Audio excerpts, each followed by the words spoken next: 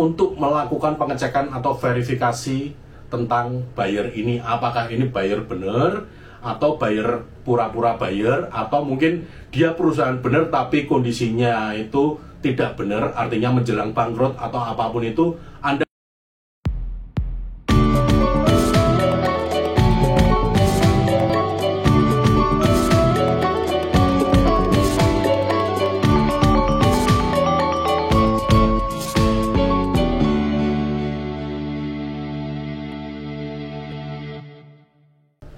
Selamat pagi, selamat siang, selamat sore, dan selamat malam bagi kalian para Masdaber dimanapun berada. Kali ini Masdab akan membuat video yang menjelaskan mengenai tipu-tipu di dalam kegiatan ekspor. Tujuan dibuatnya video ini adalah supaya kalian bisa terhindar dari praktek tipu-tipu di dalam kegiatan ekspor. Nah, seperti apa? Ikuti terus vlog ini sampai dengan selesai.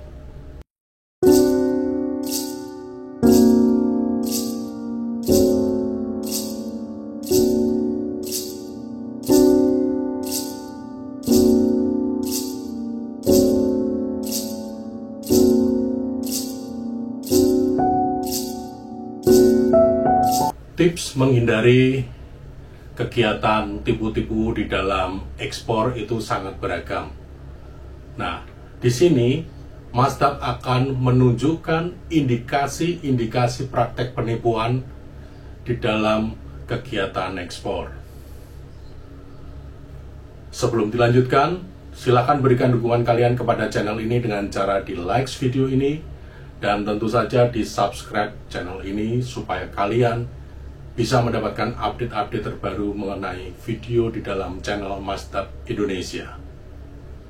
Nah, biasanya tipu-tipu di dalam kegiatan ekspor itu akan diawali dengan sebuah komunikasi, atau dalam hal ini Masdab mengatakan diawali dengan kegiatan korespondensi. Korespondensi adalah komunikasi yang dibangun antara kita sebagai eksportir dengan mereka para penipu yang berpura-pura sebagai buyer, ya.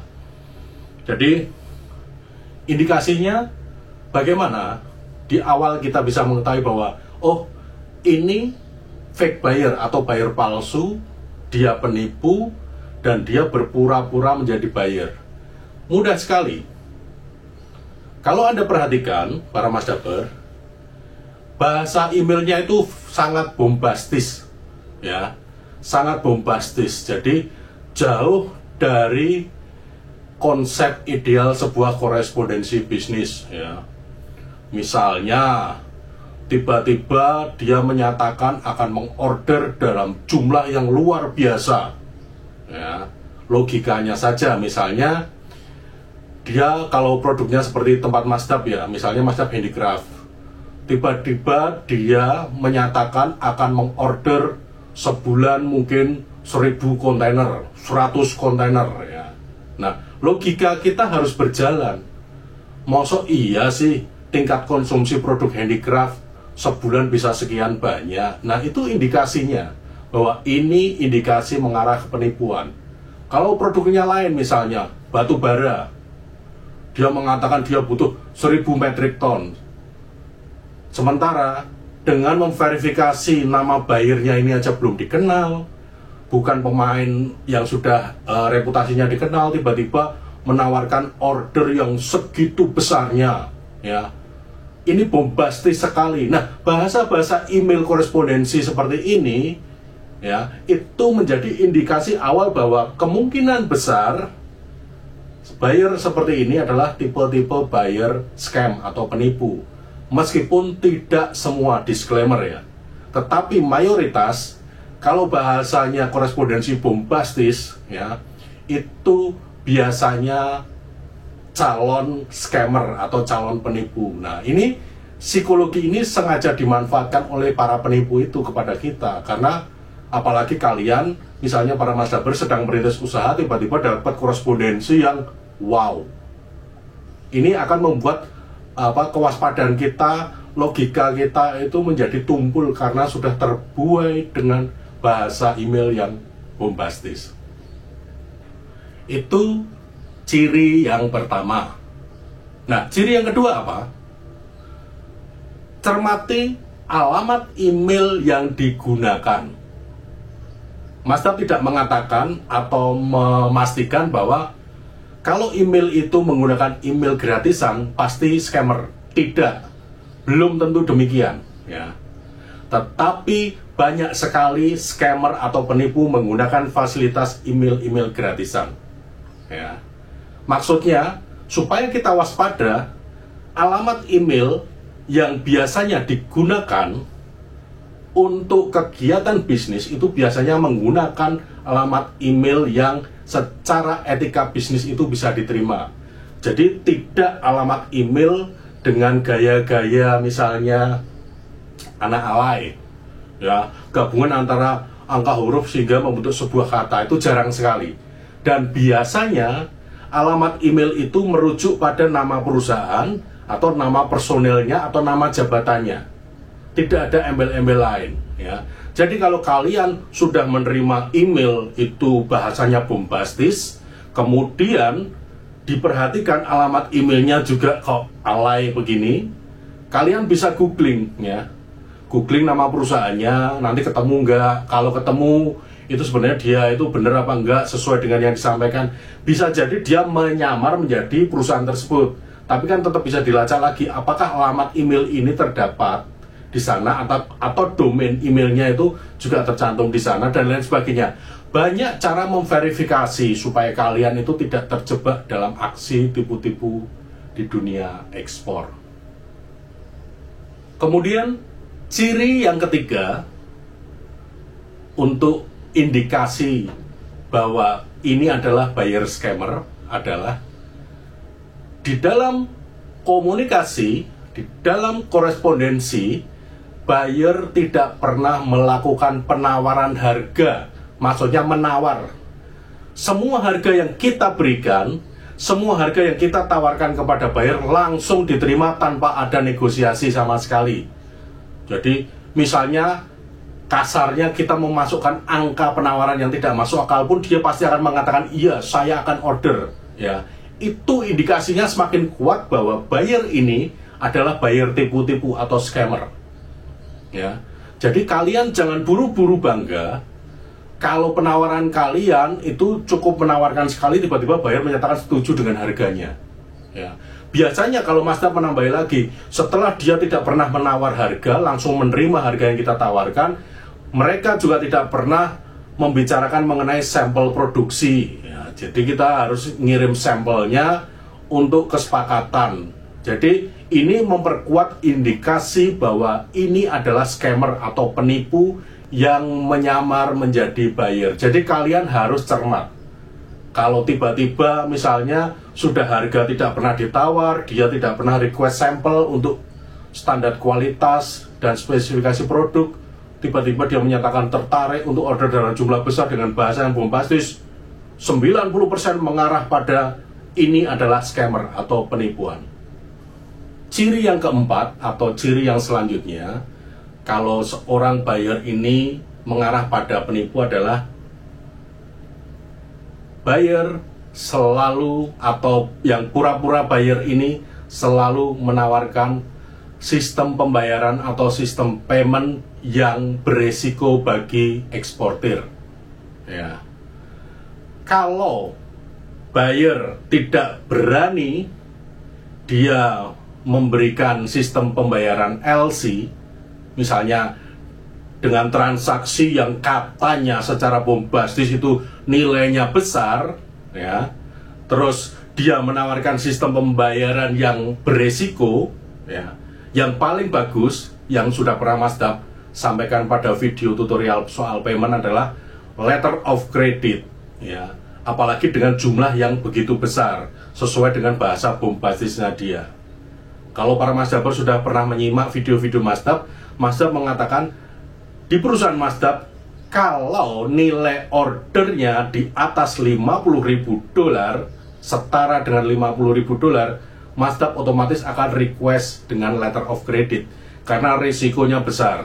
Nah, kalau buyer ini nanti dia menawarkan sistem payment di luar letter of credit, ya, itu artinya semakin menguatkan indikasi bahwa buyer ini adalah buyer penipu. Meskipun sekali lagi tidak semua buyer itu akan seperti ini, tetapi 99% tipe buyer penipu, ya. Karena dengan mempertaruhkan nilai order yang begitu besar, buyer belum kenal dengan kita belum kenal dengan buyer, dia menawarkan sistem pembayaran yang berisiko. Itu sangat tidak masuk akal, ya.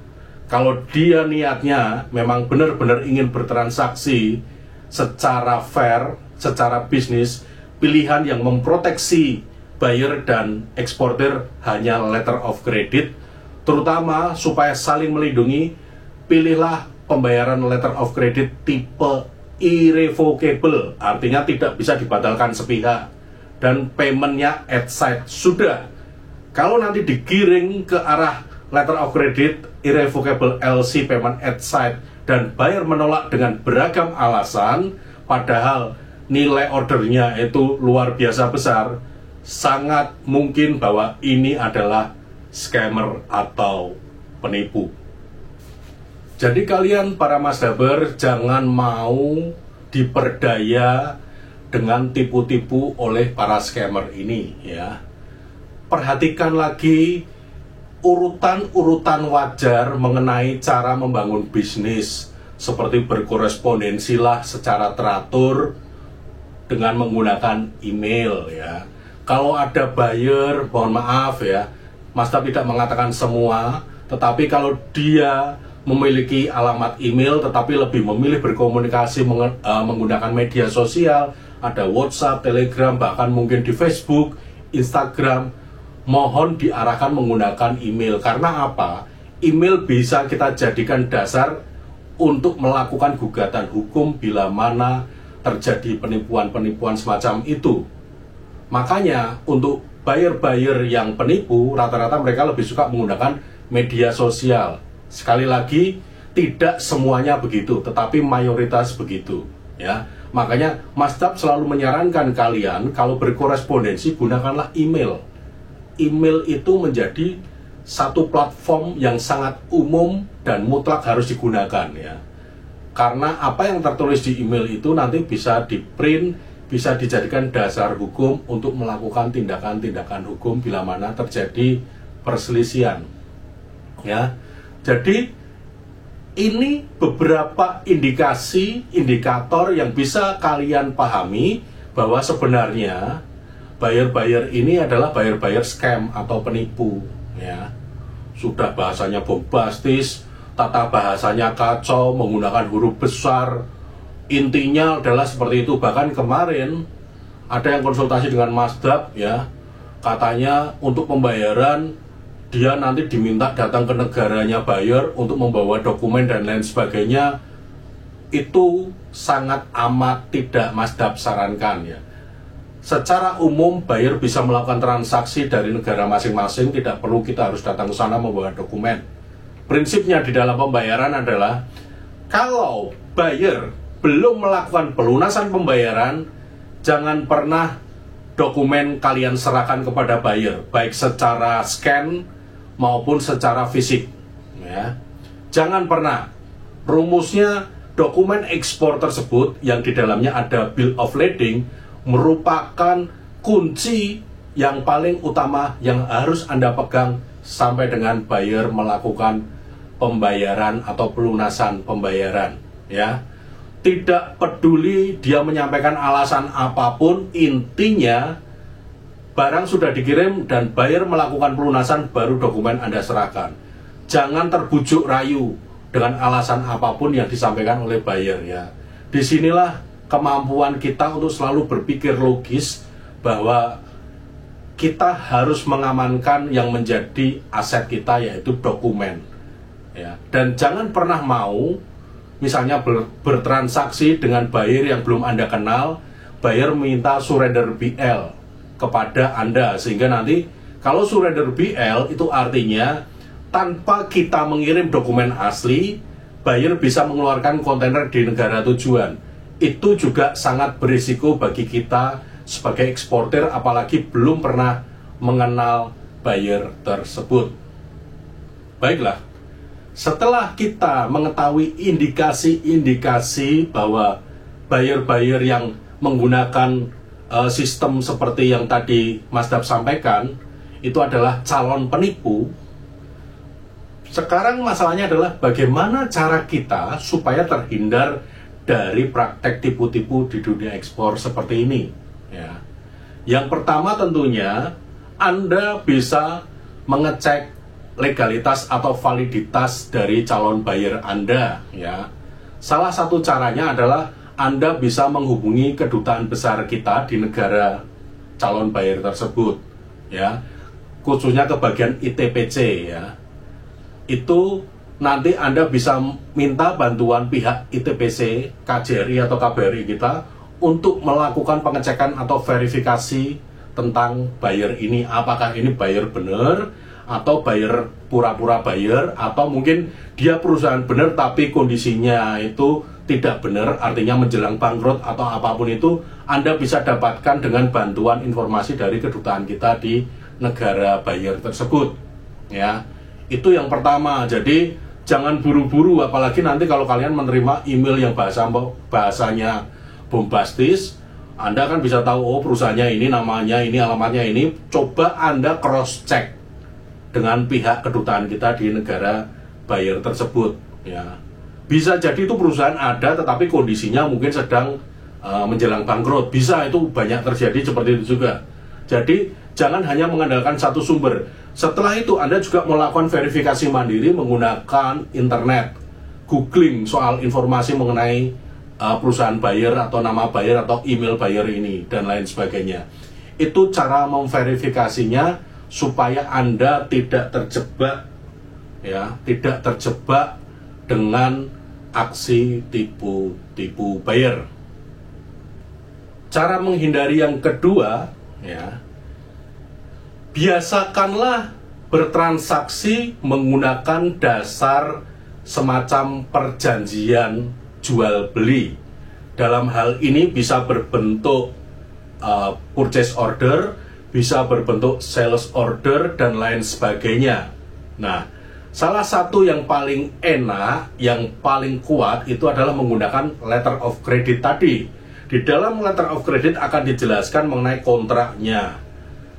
Buyer namanya siapa, alamatnya mana, terus dia menerbitkan LC-nya dari bank mana, dia order apa kepada kita dengan detail alamat kita, barangnya apa, jumlahnya berapa, nilainya berapa, kapan harus dikirimkan, dan lain sebagainya. Jadi semua termin transaksi jual beli itu tercantum di dalam klausul-klausul LC. Ya.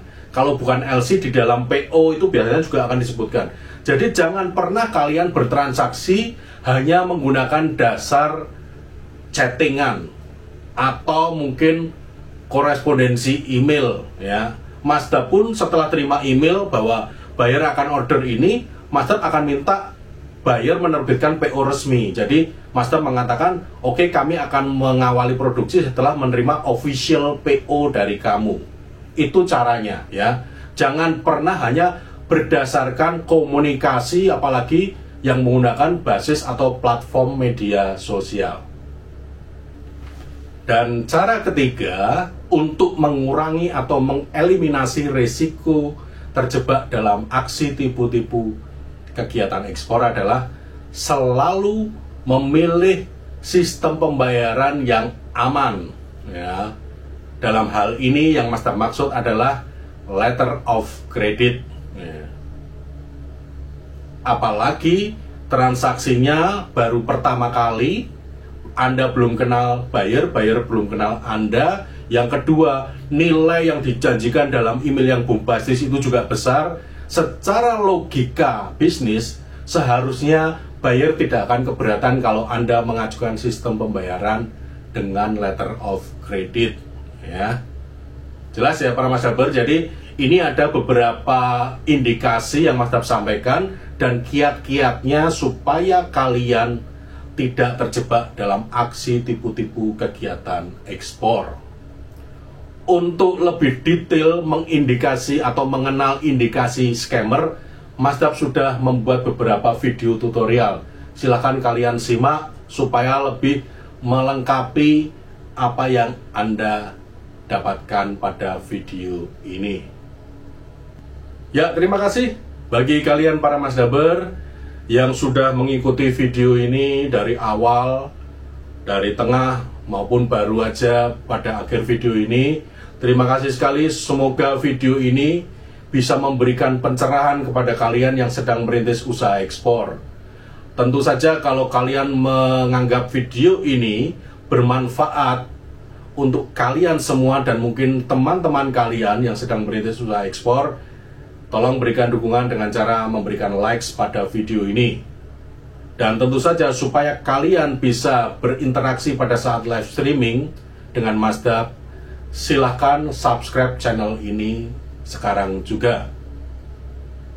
Sekali lagi, matur nuwun, salam Indonesia.